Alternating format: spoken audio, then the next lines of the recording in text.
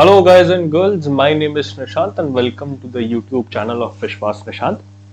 In today's lecture, we are going to discuss the second chapter of macroeconomics, and the book which we are following is published by VK Publications, which is for class 12.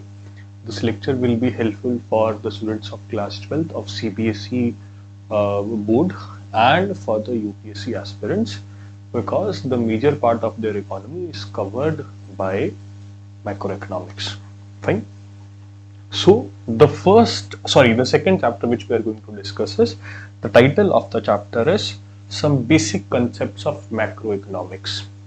The first basic concept is classification of goods.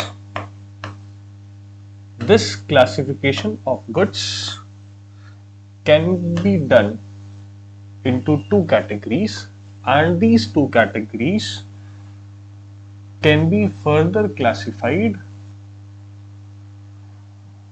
and it makes it to the first, that is final goods, and the other, that is intermediary goods. Final goods and intermediary goods. A very simple example. This is a log of wood. This wood can be changed into a chair.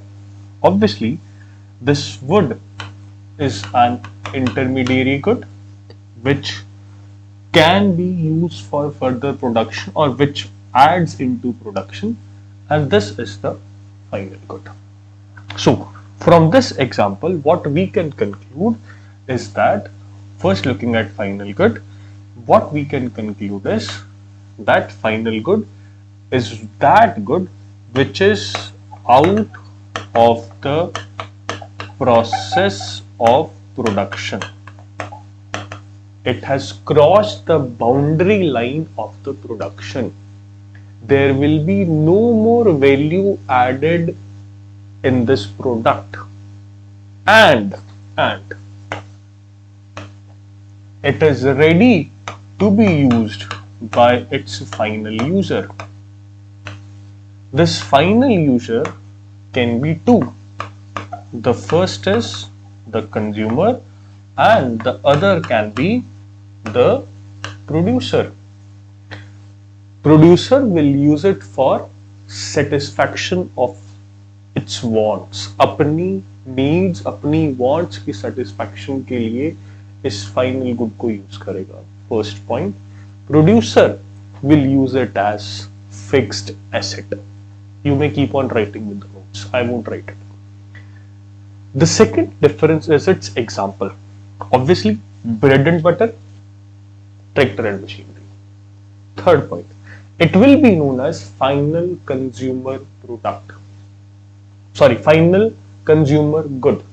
Final consumer good, final producer good. Got it? Expenditure, fourth point. Expenditure done on it is consumption expenditure.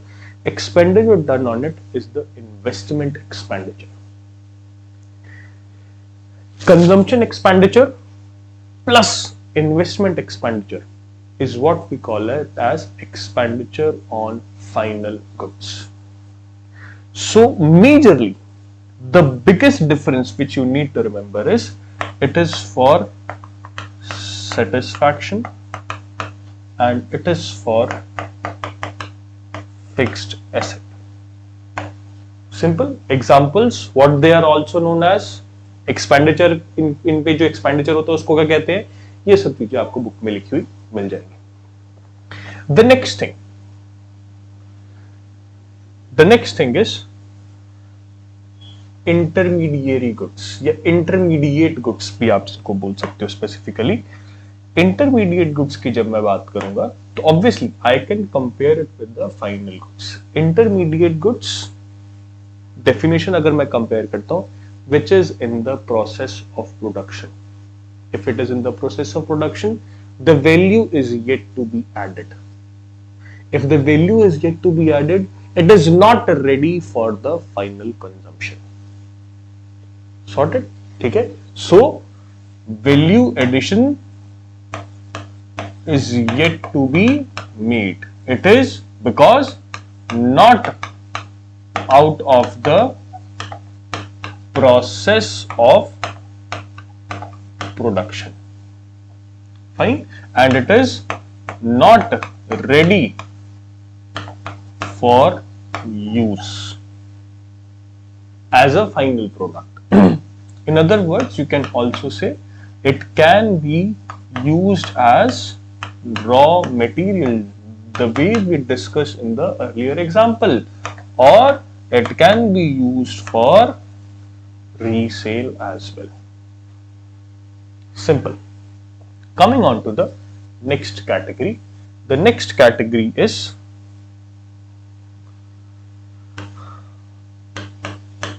consumer products, consumer goods, and capital goods. Consumer goods, again for the satisfaction of human needs and wants. So sir उसमें क्या फर्क हुआ? 5 minute दे दो, अभी सारे के सारे differences, सारी की सारी चीजें कंपेयर कर, which can be used for satisfaction of human wants. There can be 4 types of consumer goods. The first is durable, the second is semi-durable, the third is non-durable, and the fourth is services. I don't think I need to actually write on the definition of these things. Durable, relative, दो differences है सब में basis same रखा करो. जैसे when I talk about durable, several years, 1 year or more than 1 year, should be used instantly. Second point of difference, relatively high value, comparatively less. और इस case में तो आप वैल्यू कंपेयर कर ही सकते हैं कि सर्विसेज की वैल्यू कुछ भी हो सकती है. एग्जांपल्स, टीवी, रेडियो, ज्यादा साल के लिए यूज होने वाले, साल 2 साल के यूज होने वाली चीज, clothes, furniture. Durable non durable में आपको खाने वाली चीजें, कंजम्पशन. सर्विसेज में तो सारी सर्विसेज आती है. Keep it simple. Capital goods which will be used as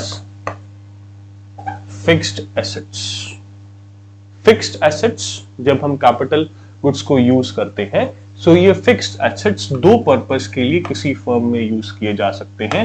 या तो you are replacing an existing stock of capital goods, जो आपके पास ऑलरेडी स्टॉक है उस स्टॉक को आप रिप्लेस कर रहे हो, या फिर you are making an addition to the stock. ठीक है. Now, this capital goods is what we known as investment also. In capital goods को हम investment भी कह देते हैं.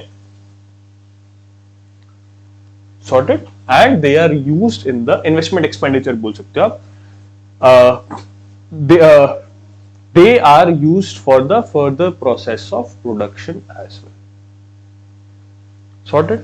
So this is a very broad overview of what is the classification of the goods. Fine. अब sir क्या ये consumer goods और ये सेम है? बिल्कुल same. Sir producer goods fixed asset आपने यहां भी लिखा और कैपिटल गुड्स फिक्स्ड एसेट यहां भी लिखा. हाँ, इसके बारे में थोड़ा सा समझते हैं.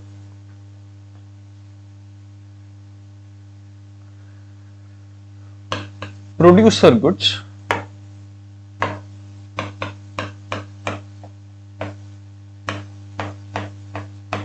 की जो डेफिनेशन है, those goods which are used by the producer, it can be used by the producer as a raw material, It can be used by the producer as fixed asset. When the producer uses a specific product as raw material, it can be called as intermediate goods. When they are used as fixed assets, they are known as capital goods. But sir आपने तो यहां पर कुछ और कहा था कि producer goods तो फिक्स एसेट्स, तो आपको याद करो मैंने ये भी बोला था इनको फाइनल प्रोड्यूसर गुड्स कहते हैं, प्रोड्यूसर गुड्स नहीं कहते हैं, final producer goods. Sorted. So when we compare producer goods with capital goods, all capital goods are producer goods, but all producer goods are not capital goods. Sorted? So ये सारी की सारी चीजें interrelated है, आपस में मैटर करता है how you are using it. हाँ, ये और ये सेम है. This is the part. Obviously ये कहीं ना कहीं फिक्स्ड एसेट्स वाला जो फाइनल प्रोड्यूसर गुड्स है, आप इसको भी फाइनल प्रोड्यूसर गुड्स ही कह सकते हो, but producer goods is a major term. Sorted. इसको और इसको जब आप इंक्लूड करते हो, ऑब्वियसली ये और ये तो सेम ही है, तो जब आप इसको और इसको यूज करते हो तो that is producer goods. Fine. ये और ये कंज्यूमर गुड्स हो गए. देखने का नजरिया है, आप उसको कैसे देखते हो. This is the classification of goods. Now, are all machines capital goods? Sir, again it depends upon आप इस कैपिटल गुड को या स्पेसिफिक गुड्स को, सॉरी, इस मशीन को कैसे यूज कर रहे हो. अगर आप मशीन को यूज कर रहे हो घर पे, then it will be a consumer good.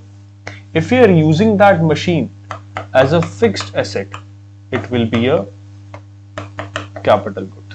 जैसे कि सुइंग मशीन होती है, सुइंग मशीन आप अपने घर पे यूज कर रहे हो, कंज्यूमर गुड. आप बिजनेस में, टेलर का बिजनेस आपको उसमें यूज कर रहे हो, that is a capital good. Sorted. अच्छा, वैल्यू एडिशन से एक चीज बताना भूल गया मैं. वैल्यू एडिशन से मैं ये बोलना चाहता हूं यहां पर, obviously when you calculate value addition, जैसे value of output, final good, value of output minus intermediate good को मैं क्या बोल रहा हूं, gross value added. Gross value added.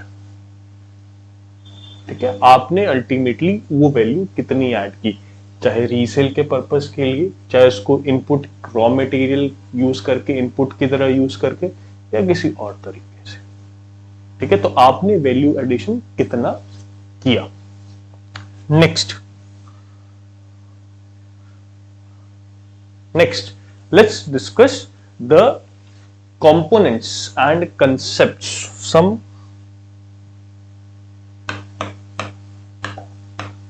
components and concepts. First, let's discuss both of these things when it comes to consumption expenditure.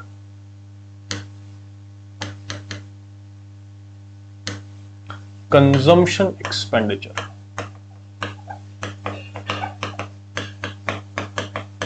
जब आप macro economics के level पर बात कर रहे हो, मैक्रो इकोनॉमिक्स पे बात कर रहे हो, consumption expenditure is obviously the aggregate consumption expenditure, and this aggregate obviously includes majorly three parties. The first is the household, जो खर्चा आप कर रहे हो अपने खाने कंजम्पशन के लिए. तो एक तो हाउस होल्ड करता है कंज्यूम करने के लिए, एक सरकार करती है, और एक non profit organisations like NGOs वगैरह करते हैं. Why would household use it as a consumption expenditure? Household will use for, again, the satisfaction. Government will use it for the distribution, and NPO will use it for the charity. So this is the concept and components. These are the components. Concept, obviously consumption तो करना है किसी ना किसी चीज का. The next thing is the investment. Now what are the investment? दो ही तरह की चीजें हैं. आप पैसा या तो खर्चने पे यूज करोगे या इन्वेस्ट करोगे. तो इसीलिए दो ही चीजें डिस्कस की. अब इस इन्वेस्टमेंट को समझने के लिए हमें इसकी चार चीजें समझनी पड़ेंगी. पहला, इसका मीनिंग, ये क्या होता है. दूसरा, इन्वेस्टमेंट दो तरह की होती है. एक होगी आपकी फिक्स्ड इन्वेस्टमेंट प्रोड्यूसर के पॉइंट ऑफ व्यू से, एक होगी आपकी inventory investment. Similarly macro economics level पर एक होगी ग्रॉस इन्वेस्टमेंट और नेट इन्वेस्टमेंट, और एक चीज which is related with investment is depreciation as well. हालांकि I could have used the word here also. Capital goods involves depreciation, इसलिए मैंने इन्वेस्टमेंट लिखा. आप यहाँ पर कनेक्ट कर सकते हो. ये इन्वेस्टमेंट को आप नेक्स्ट स्लाइड पर आप कनेक्ट कर सकते हो बड़े easily. Starting with the meaning. What is the meaning? Meaning is addition of capital goods. क्या बात है सर, कैपिटल गुड्स हम डिस्कस करके आए हैं. Addition of capital goods is what we call as investment. इसको आप कैपिटल फॉर्मेशन भी बोल सकते हो. एडिशन ऑफ कैपिटल गुड्स को आप क्या बोलोगे? कैपिटल फॉर्मेशन भी बोल सकते हो. अगर इसको प्रॉपर फॉर्मूला वे में लिखना है, I which stands for investment is delta K. Delta K is the capital change in capital. So positive change in capital is what we call it as capital formation. Right? So what is investment? Capital goods का production. Production of capital goods is investment. Sir, production use हो, obviously economy में हम ये मान के चलते हैं कि जो चीज प्रोड्यूस हुई है वो ऑब्वियसली डिमांड हुई है तो ही प्रोड्यूस हुई है. So the amount produced is depends upon the amount demanded. So demanded मतलब कि वो कैपिटल गुड्स को आप यूज करोगे ही करोगे. Hence the definition is total production. Calculate करने का तरीका, इन्वेस्टमेंट कैसे कैसे कैलकुलेट होती है. Total production of capital goods in an accounting year. Because वो चीज प्रोड्यूस हुई है तो वो यूज भी होगी ही होगी. The next thing here is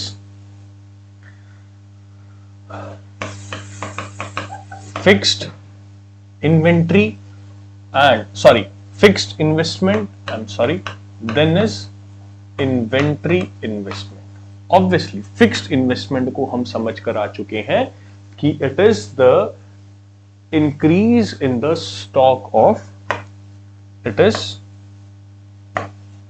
the increase in the stock of capital goods. Sir ये इंक्रीज करना ही क्यों है?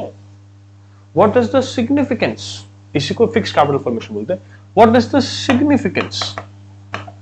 Sir, the significance is obviously it will raise the output. Level of output. आप जितना आउटपुट अभी कर रहे हो उतना आउटपुट इंक्रीज हो जाएगा. इन अदर वर्ड्स आपकी जो प्रोडक्शन कैपेसिटी है वो इंक्रीज हो जाएगी. Production capacity will increase. ठीक है. और जब प्रोडक्शन कैपेसिटी इंक्रीज होगी तो जीडीपी भी तो इंक्रीज होगी. ऐसे कैसे sir? GDP is gross domestic product. आपके घर पे जो सारा का सारा माल प्रोड्यूस हुआ है that is gross domestic product. इसको डिटेल में नेक्स्ट चैप्टर में समझेंगे. Then what is the inventory? Inventory से मेरे को ये पता चल रहा है कि ये उस स्टॉक की बात कर रहे हैं जो बात करता है आपकी फिनिश्ड गुड्स की और जो बात कर रहा है आपके रॉ मटेरियल की. That is inventory. That is inventory. Finished goods की इन्वेंट्री क्यों रखनी चाहिए? ताकि अगर कभी सप्लाई करना पड़ जाए एंड मोमेंट पे तो आप सप्लाई कर सको, जो अपॉर्चुनिटी है मार्केट की उसको यूज कर सको। अब ये इन्वेंट्री भी दो तरीके की हो सकती है। This can be a desired obviously which is a planned inventory, कि जितना मेरे को ऑर्डर आया था या जितना मैंने प्रोड्यूस किया वो सारा का सारा यूज हो गया। देन इज अनडिजायर्ड इन्वेंट्री, जितना मैंने प्रोड्यूस किया वो यूज नहीं हो पाया, उतनी डिमांड नहीं हो पाई, इसको मैं इसीलिए अनप्लैंड भी बोल रहा हूं। रॉ मटेरियल के केस में why do I need a inventory of raw material? So that the process of production is not discontinued, वो प्रोडक्शन का प्रोसेस चलता रहे, वो सप्लाई रॉ मटेरियल की चलती रहे, और इससे अनसर्टेनिटीज भी खत्म होती है मार्केट की। आपने आज जो रॉ मटेरियल यूज किया, हाई चांसेस है आने वाले टाइम में वो रॉ मटेरियल का प्राइस क्या हो जाएगा, इंक्रीज हो जाएगा, और आपको अल्टीमेटली आपकी कॉस्ट ऑफ प्रोडक्शन क्या हो जाएगी, इंक्रीज हो जाएगी। So that is why raw material inventory stock of the raw material is kept. So this is the significance as well as their definition. Coming on to the third type, that is gross and net.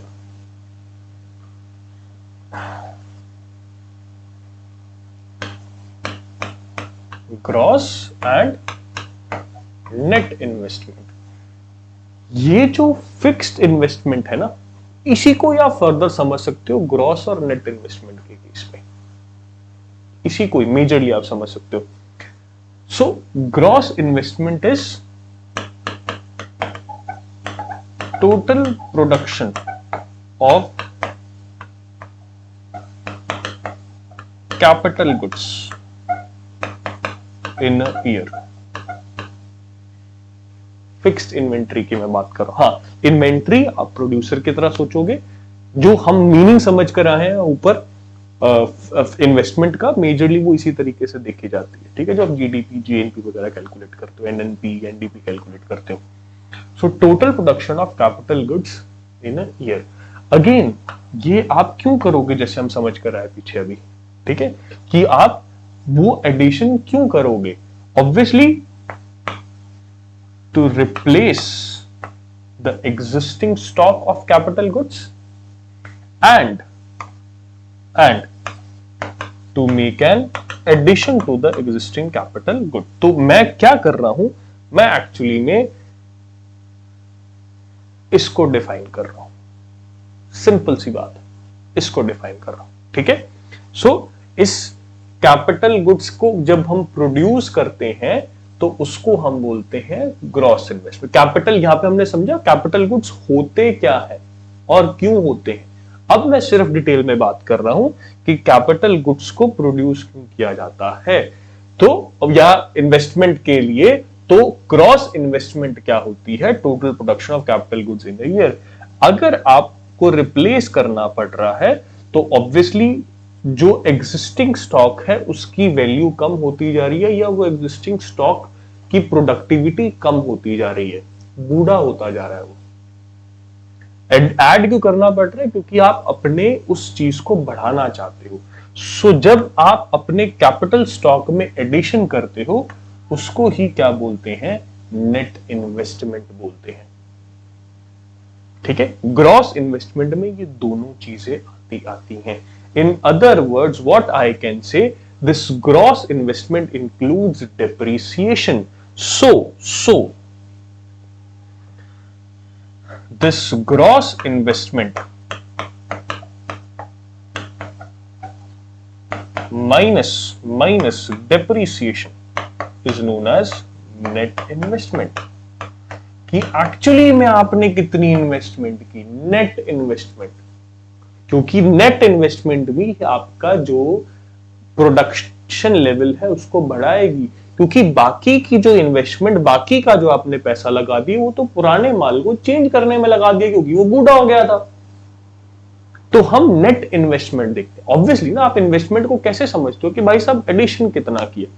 अब वो investment भी further दो तरह की हो सकती है कि पुराने वाले को एक्सचेंज करने के लिए किया या नए वाले में ऐड करने के लिए किया।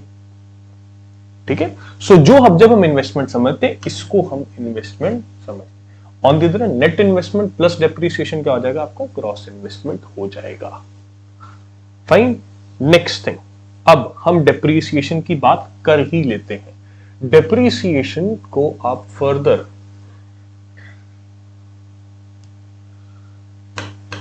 डेप्रिसिएशन को समझने के लिए आपको इसके 3 एस्पेक्ट्स देखने पड़ेंगे।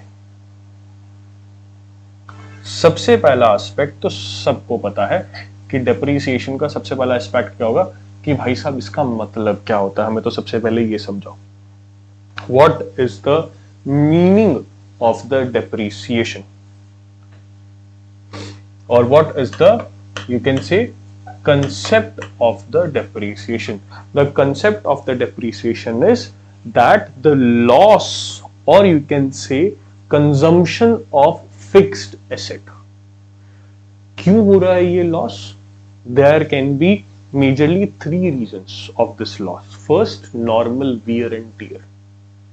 जब आप चीज को यूज करते हो तो वो घिसती है चीज, normal wear and tear.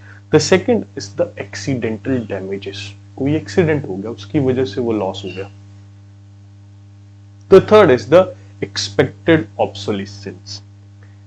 Expected obsolescence is कि ऑब्वियसली हमें उम्मीद थी कि ये मशीन 10 साल ही चलने वाली है, एक्सपेक्टेड था ये चीज। So what is the concept? It is the loss and consumption of fixed investment. It is the loss or the consumption of capital goods. और फिक्स्ड कैपिटल, कुछ भी बोल सकते हो, सेम ही चीज है। Reasons, wear and tear, normal wear and tear, accidental damages and expected obsolescence. Sorted. Now the next is, इसीलिए हम एक चलाते हैं डेप्रिसिएशन रिजर्व फंड। हमें पता है कि आने वाले टाइम के अंदर ये मशीन 10 साल ही चलने वाली है, जिस पर हमने 10 लाख रुपए लगाए हैं, ये 10 साल चलने वाली है, या आज से 10 साल के बाद मेरे को नई मशीन परचेज करनी पड़ेगी। So what we do is कि हम वो 10 लाख का जो एक्सपेंडिचर है, we don't show in the single year, in a single accounting year. Obviously उसकी लाइफ इज 10 ईयर्स, तो उस एक्सपेंडिचर को we will divide into 10 years.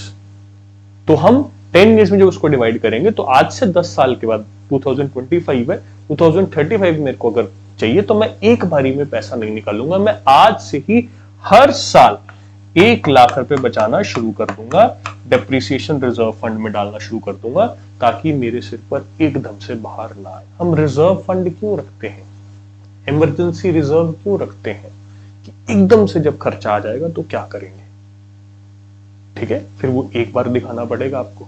So better है आप डेप्रिसिएशन रिजर्व फंड में हर साल 1-1 लाख रुपए डालते रहो, ठीक है। इससे होगा क्या, अच्छा ये रिजर्व फंड चाहिए क्यों, ऑब्वियसली नए स्टॉक को परचेज करने के लिए चाहिए, क्योंकि अगर आप इन्वेस्टमेंट में एडिशन नहीं करोगे तो आपका आउटपुट लेवल क्या हो जाएगा, कम हो जाएगा। आउटपुट लेवल कम हो जाएगा तो इसका मतलब जो आपके प्रोडक्शन कर रहे हो वो कम होगी, प्रोडक्शन अगर कम होगी तो आपकी जो इनकम है वो कम हो जाएगी। जब आपकी इनकम कम हो जाएगी तो आपने जिन लोगों को हायर किया आप उनको निकालना स्टार्ट करोगे, एम्प्लॉयमेंट कम हो जाएगी, फर्दर एम्प्लॉयमेंट कम हो जाएगी, इनकम कम हो जाएगी, तो वो लोग डिमांड करना कम करेंगे। जब वो डिमांड करना फर्दर कम करेंगे तो वो ऑब्वियसली इन्वेस्टमेंट फर्दर, उनके पास पैसा बचना कम हो गया, डिमांड करना कम कर दी, तो ये विशियस साइकिल बन जाएगा एक, ठीक है। तो पैसा नहीं होगा उनके पास तो वो खर्च भी नहीं कर पाएंगे, डिमांड कम हो जाएगी, डिमांड कम हो जाएगी, आपके पास पैसा नहीं आएगा, आप फिर फर्दर इन्वेस्टमेंट नहीं कर पाओगे। So it is a vicious cycle, it will lead to low output, low output से एम्प्लॉयमेंट कम, है ना, क्योंकि आपको लोगों को निकालना पड़ेगा। सो ये एक विशियस साइकिल में आप फंस जाओगे। जब लो एम्प्लॉयमेंट होगी तो वो डिमांड नहीं कर, जो आप प्रोड्यूस कर रहे हो उसकी डिमांड नहीं होगी, वो डिमांड और गिर जाएगी। जब डिमांड और गिर जाएगी तो ऑब्वियसली आपका काम भी बंद हो जाएगा, आप भी डूबोगे और बाकी सब डूबेंगे। और आप जब इतनी बड़ी कंपनी चला रहे थे, आप और बाकी सब साथ में डूबोगे तो क्या जीडीपी पर कोई इफेक्ट नहीं आएगा? Obviously you were adding something to the GDP, no. So इसलिए depreciation reserve fund जरूरी होता है. This is the significance. The third thing which needs to be discussed is the expected and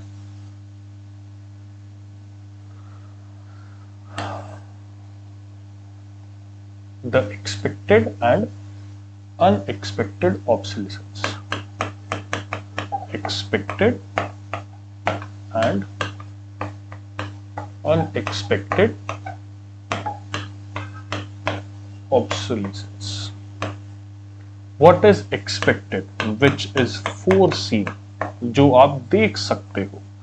What is unexpected? Which is unforeseen, आपको उम्मीद ही नहीं थी कि ऐसा हो जाएगा.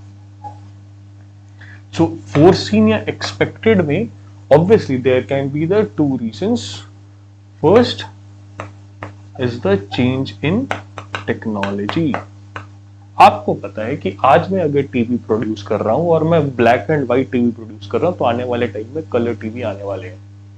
अब जो मशीन हेल्प करती थी ब्लैक एंड व्हाइट टीवी को प्रोड्यूस करने में, वो कलर टीवी में तो यूज नहीं होगी.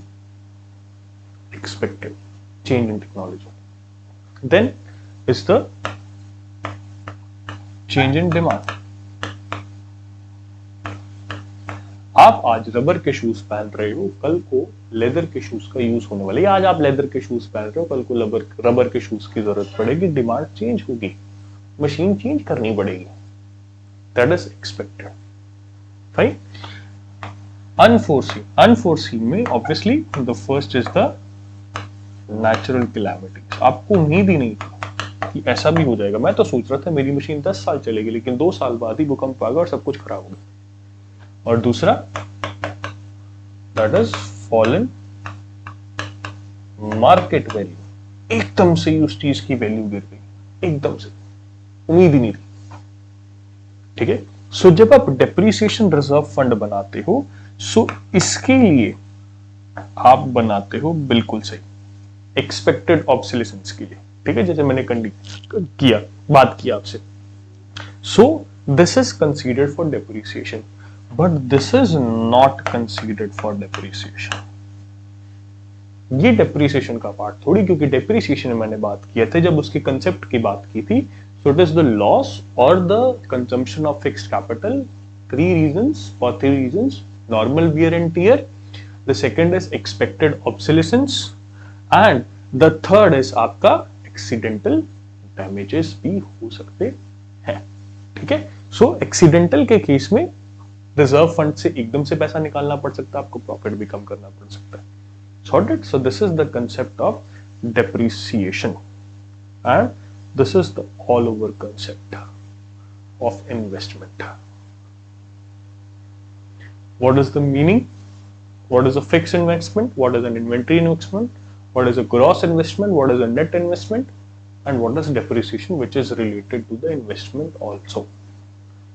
Sorted. Coming on to the next thing of the chapter, the next concept of this chapter is the stock and flows. Stock is obviously quantity at a fixed time, or at a, you can say, point of time. At a point of time. Flows, quantity in a period of time. Quantity in a period of time. Stock आज किसी specific date पे मेरे account में 10,000 rupees है.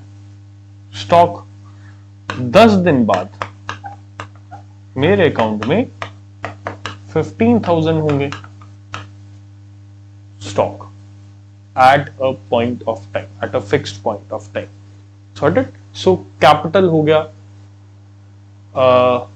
आपके bank account का balance हो गया. ठीक है, जो आपके पास जो पैसा है वो यूजुअली स्टॉक में समझा जाता है. फ्लोज की अगर मैं बात करता हूं तो इसके केस में आपके पास पीरियड ऑफ टाइम के केस में obviously it can be in an hour, in a day, in a month or in a year. So period of time में आपको कितना इंटरेस्ट मिलेगा? सर ऑब्वियसली महीने बाद बताऊंगा या साल बाद बताऊंगा? कितना इंटरेस्ट मिलेगा, कितना इंटरेस्ट आप कमाओगे, ठीक है? आपकी कितनी इनकम है? सर 1 घंटे की, 1 दिन की, 1 महीने की, 1 साल की. Sorted? So these are what we call as loss. But होता क्या है कि जो फ्लॉज है, फ्लॉज वो ही अल्टीमेटली आपके स्टॉक को इंपैक्ट करते हैं, ठीक है? So you can say flow of deposits और you can say flow of withdrawal can actually impact your stock of money. आप हर महीने कितना पैसा डाल रहे हो, हर महीने फ्लो है, आप हर महीने कितना पैसा निकाल रहे हो, उसके बेसिस पर आपका स्टॉक मेंटेन होगा. फाइन, ठीक है? स्टॉक ऑफ मनी या स्टॉक ऑफ सेविंग्स भी इसको आप बोल सकते हो. सो फ्लो ऑफ डिपॉजिट्स और flow of withdrawal impacts stock of savings or stock of money. This is the mutual dependence between stock and flow. So ये दोनों चीजें आपको साथ में ही समझनी पड़ेंगी, इसमें कोई ऑप्शन नहीं है. हाँ, अलग अलग तरीके से भी यूज की जा सकती है. Right? Then the next concept in this chapter is the 4 sectors of economy. There are 4 sectors. The first sector is the household. The second sector is आपका producer sector या जिसको आप private sector भी बोलते हो. The third sector is the government sector and the fourth sector is rest of the sector जिसको आप outer external sector बोल सकते हो. सॉरी, एक्सटर्नल सेक्टर बोल सकते हो. हाउसहोल्ड सेक्टर पे कौन कौन होगा? आप लोग, हम लोग कंज्यूमर्स होंगे, who are the owners of the factors of production, ठीक है? इसमें कौन कौन होगा?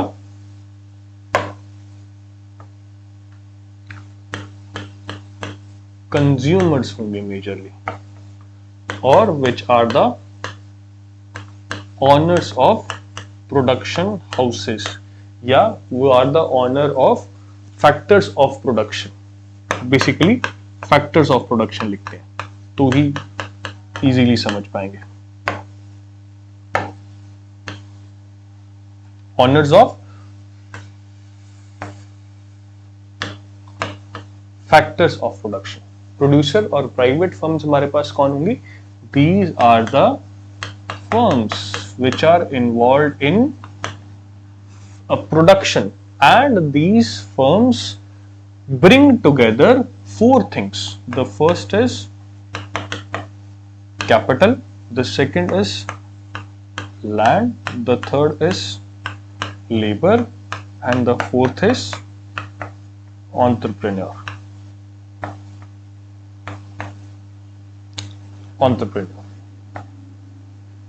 Sorted? ये चारों को ही फैक्टर्स ऑफ प्रोडक्शन कहते हैं. ये चारों के चारों फैक्टर्स ऑफ प्रोडक्शन कौन लेकर आएगा? हाउसहोल्ड लेकर आएगा. और प्रोड्यूसर या जो प्राइवेट फर्म्स हैं इन चारों को यूज करके कुछ ना कुछ प्रोड्यूस करेगी. सॉर्टेड? जैसे कैपिटल है, पैसा कोई इंडिविजुअल लेकर आएगा, लैंड किसी ना किसी इंडिविजुअल के नाम पे होगा, लेबर अपने आप में इंडिविजुअल, एंटरप्रेन्योर अपने आप में एक इंडिविजुअल. सो ये चारों के चारों किससे बिलोंग करते हैं? हाउसहोल्ड से बिलोंग करते हैं. That is why they are the factors of production, और इन चारों को फैक्टर्स ऑफ प्रोडक्शन ही बोला जाता है. Next, government. गवर्नमेंट क्या होगा? जो डिस्ट्रीब्यूशन का काम करती है, ठीक है? वो वेलफेयर एजेंसी की तरह भी काम करती है और वो आपका प्रोड्यूसर की तरह भी काम करती है. That is the government. External sector जिनके साथ आपका एक्सपोर्ट या फिर इंपोर्ट का लेना देना है, इन तीनों के अलावा जो सब कुछ बच गया that is external sector, activities related to export and import. ठीक है, so these are the 4 sectors of the economy. अब इन चारों सेक्टर्स में आपस में लेन देन होता है। जैसे एक का तो हमने डिस्कस कर ही लिया, ठीक है। अब आप कुछ प्रोड्यूस करोगे तो गवर्नमेंट उसको वेलफेयर एजेंसी की तरह यूज करके लोगों में डिस्ट्रीब्यूट कर देगी, जो इस सेक्टर ने बनाया। यही सेक्टर इनके साथ भी डील करेगा। गवर्नमेंट जो वेलफेयर कर रही है वो इनके लिए कर रही है, हाउस होल्ड के लिए कर रही है। जो प्रोड्यूस कर रही है वो इनके लिए कर रही है। So all these sectors are interlinked और इनके बीच में कोई ना कोई एक्सचेंज चलता ही रहता है। जो इनके बीच में एक्सचेंज चलता रहता है गुड्स का, पैसे का, उसको हम बोलते हैं इंटरसेक्टोरल फ्लोस। क्या बोलते हैं उनको? Intersectoral flows.